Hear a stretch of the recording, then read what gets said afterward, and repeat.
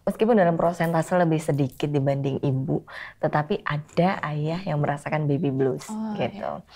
Dan lucu ya, kok bisa ya jadi baby blues? Ya karena memang tetap ya kalau baby blues ini kan sebetulnya dia light ya. Jadi mungkin kalau kita bisa kategorisasikan bukan depresi. Saya bener anak saya yang nangis itu udah diem gitu, terus saya yang ayunnya pelan, mama jadi kenceng gitu seperti itu. Hey Moms, balik lagi bersama kami yang akan membahas dan menjawab pertanyaan-pertanyaan tentang apa sih baby blues itu. Oke, jadi di sini kita akan menjawab ya Mbak Galuh ya. Sebenarnya apakah ayah atau suami itu juga merasakan baby blues sendiri? Bagaimana Mbak? Iya, sebetulnya meskipun dalam prosentase lebih sedikit dibanding ibu, tetapi ada ayah yang merasakan baby blues gitu. Iya. Dan lucu ya, kok bisa ya jadi baby blues? Ya karena memang tetap perubahan peran ya. Perubahan peran yang tadinya masih santai-santai aja sama pasangannya gitu kan. Sekarang harus ikutan begadang, bahkan oh aku punya tanggung jawab baru ya gitu. Ngidupin satu manusia lagi nih gitu. Itu terkadang juga membuat dia kiku gitu. Lalu ketika kadang si ayah ini kan lebih tidak luas dibanding ibu gitu ya dalam menghadapi anak kecil atau bayi gitu. Kadang masih takut gendongnya, padahal dia pingin tapi masih takut. Terus kemudian ini gimana cara ngurusnya, sehingga kadang-kadang si ayah kalau baby blues dia malah cenderung menjauh. Jadi dia menarik diri. Beda sama kalau ibu, dia lebih ke emosional, si ayah ini lebih ke dia menarik diri sebetulnya. Jadi gejalanya agak beda ya, tapi kebanyakan di satu sisi si ibu butuh keterlibatan ayah, jadi butuh dukungan ketika baby blues. Nah, ketika ayah baby blues dia menarik diri. Jadi kalau dua-duanya baby blues agak susah ya, karena si ayah menarik diri, si ibu membutuhkan dia. Semakin dibutuhkan dia semakin bingung, semakin menarik diri, si ibu juga semakin emosional akhirnya karena si ayah ini nggak datang-datang gitu. Nah ini yang agak-agak repot sebetulnya. Tapi kalau di mom gadis sendiri berarti kalau si suami sama sekali tidak merasakan baby blues ya? Dari anak pertama sampai anak kedua gitu. Justru Saya malah nggak tahu nanti kalau itu justru malah mensupport gitu ya. Alhamdulillah, ya. Mbak sebenarnya kalau baby blues sendiri itu bisa di treatment di psikolog nggak sih? Atau seperti itu gimana sih sebenarnya penyelesaiannya gitu? Ya kalau baby blues ini kan sebetulnya dia light ya. Jadi mungkin kalau kita bisa kategorisasikan bukan depresi gitu. Jadi lebih ke gangguan emosional yang lebih ringan gitu. Tapi kalau ini tidak teratasi dan itu berlangsung lebih dari 2 minggu, maka bisa jadi depression postpartum atau tadi depresi pasca melahirkan, ini yang harusnya kita hindarin. Nah, kalau baby blues butuh komunikasi, butuh diajak bicara, kemudian ditemanin apa yang dibutuhkan si ibu. Karena kan beda-beda ya setiap ibu. Ada yang butuh dibantuin anaknya, ada yang butuh dia cuman cukup ditemenin, didengerin gitu. Atau butuh cuman dielus gitu ya. Kadang-kadang kan ibu butuhnya macam-macam, sentuhan gitu. Kenyamanan. Betul. Nah ini yang perlu dikomunikasikan. Jadi diharapkan si ibu ini bisa menyampaikan apa yang dia inginkan sebetulnya, apa yang dia rasakan, sehingga apa yang menjadi tegang di dalam tubuhnya itu bisa dikeluarkan. Oke, kalau dari mom gadis sendiri ketika terkena baby blues itu ada nggak sih rencana untuk ke psikolog atau ke psikiater atau mungkin aku bisa nih menangani ini sendiri, nggak perlu kayak gitu, gimana mom? Kalau rencana ke psikolog nggak sampai segitu sih. Saya ke suami saya gitu, soalnya saya juga kayak apa ya, nggak berprinsip sih, maksudnya selama saya masih bisa tangani dengan suami saya komunikasikan dengan suami saya, ya sudah gitu. Dan alhamdulillah memang dari zaman pacaran gitu, maksudnya suami saya ini sih bisa lah, maksudnya diajak discuss gitu, dan bisa maksudnya masalah yang sudah kita yang dulu kita ini bisa terselesaikan hanya dengan komunikasi gitu. Dan ya nggak sampai butuh psikolog gitu. Dan tapi itu juga intinya kok. Iya. Komunikasi. Betul. Mungkin bisa saya tambahkan. Oh iya, bisa Mbak. Kalau ketika memang setelah 2 minggu dan kemudian ternyata dukungan sosial tidak membantu, boleh kemudian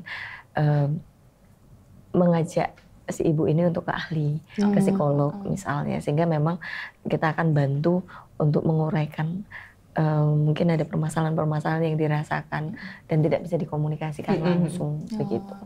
Itu bisa. Berarti intinya pola komunikasi ya, pola komunikasi yang paling penting di suatu hubungan gitu ya, suatu rumah tangga yang sudah dibangun gitu. Kalau dari Mam Gadis lagi, sewaktu merasakan baby blues itu apa sih emosional terparah yang pernah dilakukan sama ke anaknya gitu?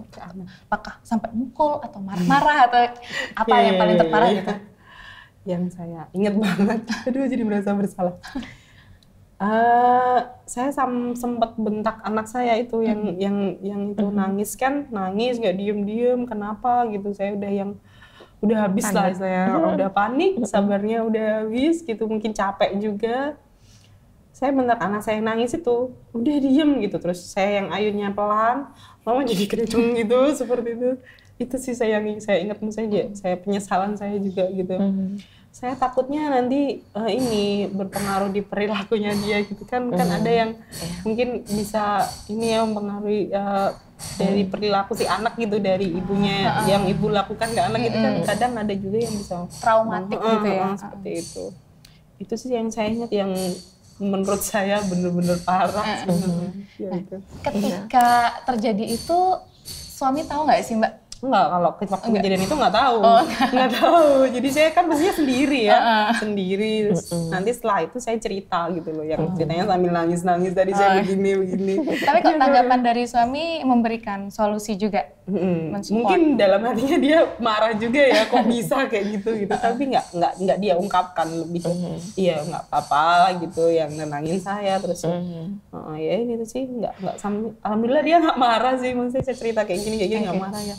Kasih solusi aja gitu.